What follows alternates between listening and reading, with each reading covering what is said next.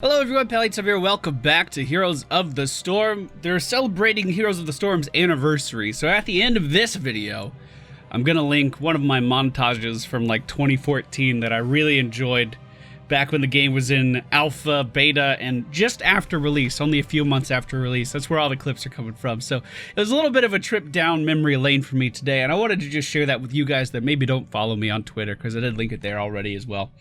Today we're going to be playing Tassadar. Now, I have not tried to hide the fact at all that Hypercard Tassadar was my favorite build in the entire game, and it is no longer doable because of his most recent talent rework. But one thing that the Blizzard developers, the Heroes developers, what they just did is rolled out some changes to Tychus's auto attack. So his baseline auto attack was increased from 2 to 15, and that's laughable, but Templar's will increase that damage even more. And then Kala's Embrace has quite a bit of extra lifesteal on it right now. So I'm thinking that we could do some auto attack builds, and it might be kind of fun. Now, full disclosure, I've played about 6 or 7 games with this build with slight variations, and the only times I've won is when I'm playing with people on voice comms, and when I'm playing with an additional, or when I'm playing with an additional support on the team, because Tassadar is classified as a sustain character, so you're guaranteed to go up against another Tassadar, an Abathur, a Medivh, a Zarya, or a Tyrande. And I feel personally like Tassadar may have less sustain than all of those characters, except for maybe Abathur. So let's go ahead and try. Don't be surprised if we lose, though. From order comes justice. Yeah. Alright, ladies and gentlemen, we find ourselves in Haunted Mines today. Now, as I've mentioned, I've tried a lot of variations with this build, so I'll kind of walk you through my thought process with all these talents, and my decisions for picking them, my reasons for picking them. But of course, if you guys have a build that you think works better than this, feel free to let me know down in the comments. So level 1, obviously we're going for Templar's Will because we want to build up our auto attack damage with Tassadar. And in the right settings, we can actually out-damage everyone on our team. I have had several games where I was #1 in damage, but you have to sacrifice healing in order for that to happen. Now, because of the classification change from Tassadar being a support to a sustain character, you're actually not obligated to heal your entire team up, but it is extremely difficult for Tassadar to heal his entire team up just because of how his abilities work now. So, Plasma Shield has an 8-second cooldown. It used to be a 4-second cooldown years ago, months ago, whatever it was. And essentially, if you shield someone, the shield lasts for 4 seconds. And the target that you shield can only receive healing if they are attacking while the shield is on them. So for instance, our Genji here can receive healing and did. So good. That was a good scenario. Genji was going in and attacking, and we were able to help him out because of that. Now, if we were to shield Genji, and let's say he just stood there and walked around with the shield on him because he felt a little bit safer, all of a sudden, we would not be benefiting his survivability at all, which is why I think I've had more success playing Tassadar with my friends than I have playing Tassadar with randos, because quite simply, sometimes people just don't attack when you give them a shield, and they don't get any sustain. Now, even at baseline, the allies that you shield are going to be healing for 45% of their base attack damage, which, as you can imagine, adds up pretty quick. I'm just auto-attacking, team. I could have shielded him for sure, but I didn't because I'm bad. So whenever they're going in, whenever they're auto-attacking, they are going to get healed, but I just want to stress that if they don't use that healing, that's not your fault. Now, what was my fault was letting Genji die there. My bad, man. I'll even apologize for that, because I do feel bad about that one. I could have definitely shielded him. As you can see, we've been attacking people with this, like, ray of light that emits from our hand. This is our Distortion Beam, and it does a very, very small amount of damage each auto attack, but it attacks 4 times per second. So you sit there, you channel this beam, and as you're attacking these enemies, you are building up your quest at level 1, and you're also slowing them down, making it a little bit easier for your team to move in and deal damage. Now, you are susceptible to damage at the same time, so it is kind of important that you keep yourself safe. But, holy fucking shit, that deflect is no joke. It's also worth mentioning that I've gone against Genjis every single time I've been playing this, and... Whoa! Tassadar is a different color from his skin in the game. Team! Tim! Tim! I gotta report a bug. I gotta report a bug. So Kala's Embrace was buffed as well as our auto attack. So now we get 90% lifesteal whenever we attack, which I'm sure I don't have to tell you can add up very, very quickly. In some cases, I've been able to sit there and just trade into a character like Vala or something. Just been able to sit there and live through everything that they can dish out. Now again, because we shielded her and she decided not to attack, she's actually not getting any more survivability, and we may die here as a result as well. Should just let her die. Should have just let her die. We have completed the first half of our auto attack quest. This increases the damage of our auto attack by 150%. So what was hitting for about 15 damage is now going to be hitting for somewhere in the 45 damage. And that's 4 times a second. So our auto attack may not be the best thing in the whole world, and we can't really marine micro while we're chasing people down, but we're still doing about 200 damage a second when we just channel on someone, which is pretty normal for assassins. As you can see here, that's building up quite quickly. And we could just kind of sit here, soak up damage with our shield, and remember, we're healing for 90% of the damage that we're dealing while a plasma shield is active on top of us, which means we're getting a lot of fucking healing out at the same time. Now, I did try to push the wave a little bit, but probably should have joined my team down here in the mines. Looks like D.va's having a little bit of trouble. She should go for the explosion, and she did just that. We should be able to slow down Tassadar here and secure a kill with the help of Genji. Nicely done. And then I might be able to get over to Falstad and slow him down as well, although he's galloping away a little faster than me. Because birds gallop, right? I'm pretty sure that's spot on. Now, they did get the objective, but I'm not too worried about it. We are going to go... There's 2 trains of thought here, I feel like. I feel like you can either go for mental acuity to lower your cooldowns later in the game, or you can go for resonation to deal increased damage to people if you can keep them in your Psy Storm, which is our W ability. I haven't talked about that yet. Psy Storm's our W ability. It's just a little AoE, throw on the ground, deals damage over time. It's one of the reasons that Tassadar is such a great lane clearer. He can actually solo lane quite well just by throwing this stuff down the lane. And he has so much self-sustain that it's actually pretty hard for people to duel him in normal situations. But we should be able to defend this no problem. We can shield the building as well to mitigate a little bit of this boss damage. Like, for instance, that stun there did absolutely nothing. The main issue with his kit is the simple fact that he has a really difficult time chasing enemies down. So while he can sit there and trade with someone, if they decide to stand still, it can be hard to chase them down. That being said, we do apply a little bit of a slow whenever we auto attack, so our allies can actually chase people down quite effectively. We cleaned up the boss, no problem. Looks like we saved the building as well. Nicely done, team. Nicely done, team. We can rotate over here and grab this mercenary camp if the team wants to do so. Looks like Falstad had the same idea. I actually do like having Genji on my team for the exact reason that I hate having him on the other team. Like, he can chase people down no problem, especially if I'm slowing him. But their Genji could also just do that to me. The enemy team's Abathur is going for a healing build, which means that they are going to have basically a regen globe sustain going all of the time. And that means that their team is actually able to heal up damage all of the time, and my team's only able to heal up damage when they feel like attacking things. Like, for instance, a Tassadar that's way out of position that we easily could have collapsed on. That I have a laser pointer fired at his face being like, hey team, you want to hit this guy? Okay, you want to hit this guy? But still, I mean, I can only go in on what people want to go in on. There we go, getting a kill on Jaina. We'll go ahead and shield our Genji as well as he's running away. Make sure he doesn't die. If their Genji decides to hard engage, we could definitely go in on that. Now, this is going to be controversial, okay? This is going to be really controversial, so I'm telling you about it already, so you can't be too mad. It's not too much of a surprise.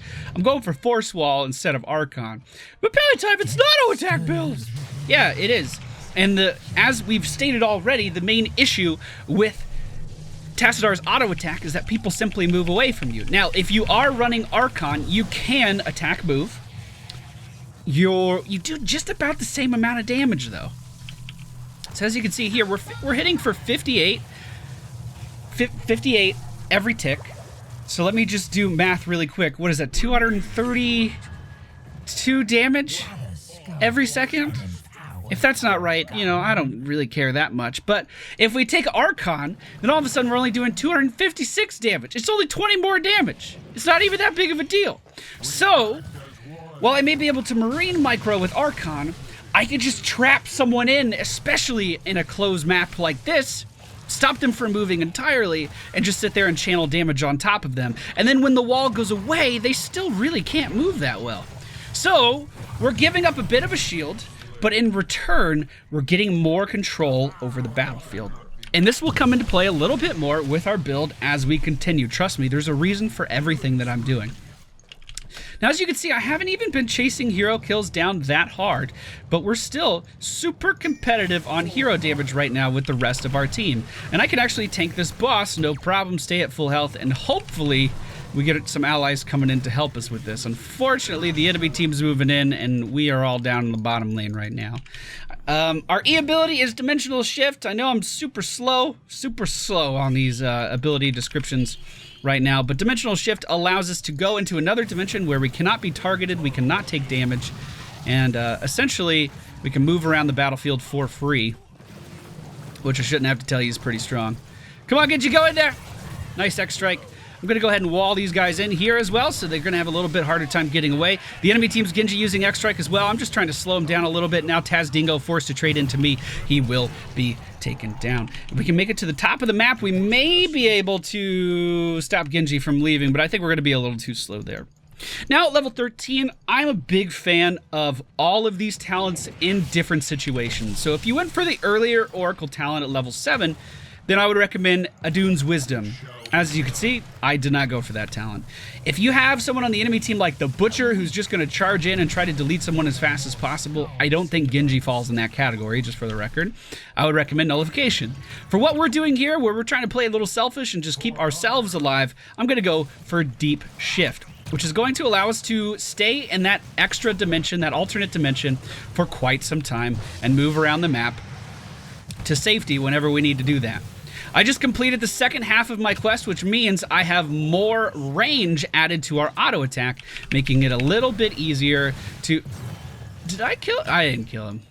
No, I didn't kill him. He did that. Make it a little bit easier to attack people and also just slow them down and allow my team to stay in range for longer periods. We did use the Dimensional Shift there to get out of that guillotine that he was throwing down on top of us. Now, if Jaina wants to continue to chase, we could put a force wall behind her and really limit her ability to escape this. Looks like it's just our, I think I'm dead. Fuck Genji. Genji is so hard to deal with this build because essentially what Genji could do if you're auto-attacking him, he can put his deflect up, and if you have your shield up, you just wasted all of your sustain, and then you can't deal any damage to him. And then, of course, if you're out of position like that, he can chase you down because this Dimensional Shift is a 30-second cooldown. Crazy long cooldown. You really have to play smart versus Genjis, and as you can see, I wasn't exactly doing that. We were way too far. We were way overextended, and I knew my escape was on cooldown, but we decided to stay anyway. Maybe I could have dipped down into the mines and done some fancy footwork stuff, but I didn't think about it. Didn't have the presence of mind. Let's move on down to the bottom lane, see if we can help out our Genji. Looks like he's dead, though. D.Va getting back in her mech. I'm gonna ping for some assistance down here. I'm a little disappointed with our teamwork this game. I mean, I feel like we definitely could have secured a lot more objectives. But you know what you gonna do? Can't pick your teammates. We'll go ahead and shield D.Va, and she should be able to heal up quite quickly if she attacks the minion wave. As you can see, she did nothing while the shield was up and then ran away from Dingo. So I'm just gonna shield myself. That sounds fun. It is like an astonishing amount of health back, by the way. It's really impressive. 61 4 times a second. It's amazing. Like, it's so much healing. So much healing. Dingo might be out of position here, although Genji could rotate down and kill us from this location. See if we can get a slow on him, I can wall him in. There we go. And that's a dead Dingo, boys. Ouch! Ouch! So now at level 16, I am going to go for the Phase Disruption, and this is going to lower the physical armor of anyone that we can keep in our Psy Storm. This is another reason why I like to pick up the wall, because we can hit our shield, start healing for a ton, heal for even more because they have their armor lowered to basic attack damage, and then keep them in that Psy Storm even longer so we could heal for more damage by using the wall. Unfortunately, we're all fighting upstairs. No one's gathering the objective. I don't understand. I don't understand. Jaina's coming in the bottom. Maybe we can roam down there and fight her a little bit. We do have Oracle. Give us a little bit of warning about what we're walking into. Looks like it's Jaina with an Abathur hat. Gonna ping for some assistance. I mean, Murky's in the area. Oh, Murky's getting hit by Genji. Look at that extra damage, team. Look at that extra damage. And now as she's running away, we just zoom in with this. We can put up a wall and take her down. There's nothing she can do about this. And that is quintessentially why I love this build. It's really, really fun in situations like that. But it is really hard to keep your allies alive. I mean, I've been talking about the specifications you need to actually do that. And getting all of those at one time can be difficult. I'm real dead. Kind of just had to accept it. I went in to help, they just kind of died, and then I was in a position where I was just real dead. That was a good X-ray. I don't think it saved him though.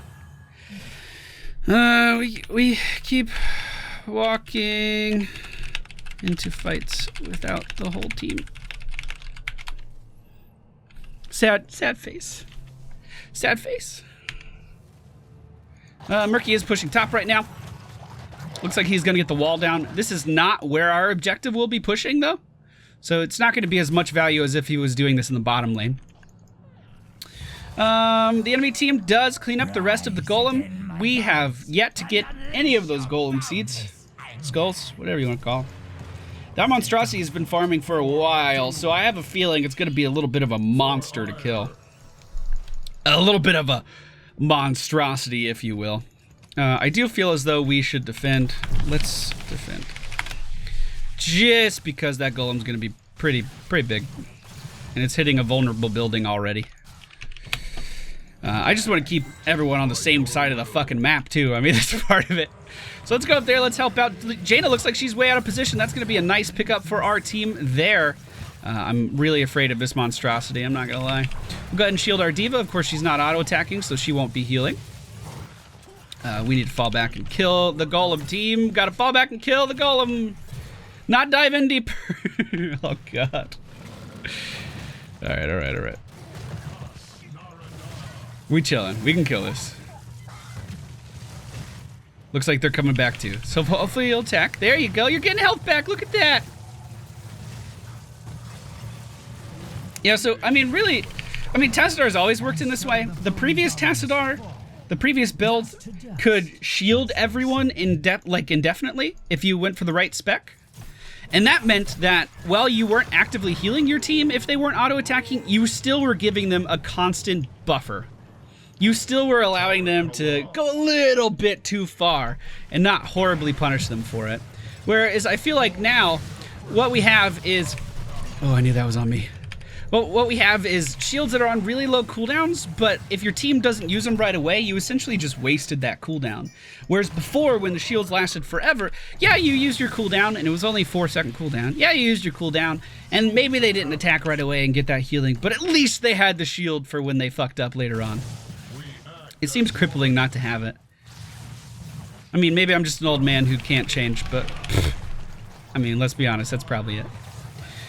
There's a little bit of fighting up here. What I like to go for at level 20 is the Prismatic Link. I mean, he already used his charge. He shouldn't be able to kill me. There we go. This allows your basic attacks to hit multiple targets, which means you get healing from all of that. So it takes your shield healing that's already amazing on a single target and now allows it to hit multiple targets on top of that. So we can go ahead and use our Q here and just look how much healing we're getting off of that. It's fucking insane. Now, of course, that healing only benefits us at this point, but that's the reason we didn't go for Archon. It's because I wanted to be able to use the wall and this talent at the same time. We should be able to wall him here if the team wants to fight him. He is slowed. Do the team, yes! Now, I haven't actually used my Psionic Storm at all to get that additional armor, so I'm not playing well. I'm not playing this perfect, but I hope that you can see the potential here. I really, really like this build, and this was the first win I got without another support and without being on comms with someone else, so that feels good. Maybe it's all coming together, team. Maybe it's all coming together. But definitely some interesting changes to Tassadar. I don't know if this is going to be the guaranteed way that people are going to play him now, but in quick match, you're a sustained character, not a support. So I feel like that does open up what you can do a little bit more. You're not kind of pigeonholed into only getting shielding talents for your allies. You can kind of play how you want to. If you would like to try the build out at home, the talents we used, and again, there's a lot of variation that you can do in here. Maybe we'll make another example of this build soon. This was my damage, by the way. So, extremely competitive with everyone else on the team. We went for Templar's Will, Kala's Embrace, Resonation, Force Wall, Deep Shift, Phase Disruption, and then we had about 4 seconds of Prismatic Link, which can come... It's like such a huge power spike, because not only are you dealing damage to those 3 targets, you are also slowing those 3 targets and healing for all of that damage that you do. If I coupled that with the Phase Disruption, it would have been even more damage, even more healing, and it would have been even more ridiculous, but unfortunately I didn't. I'm still not feeling well. I'm trying, team. I'm fucking trying. So that's Tassadar. I highly recommend you guys go ahead and click on the old montage video. Really recommended, and maybe it'll bring you guys back down memory lane if you've been watching this channel for a long time. But hopefully I'll see you all tomorrow. Okay, bye.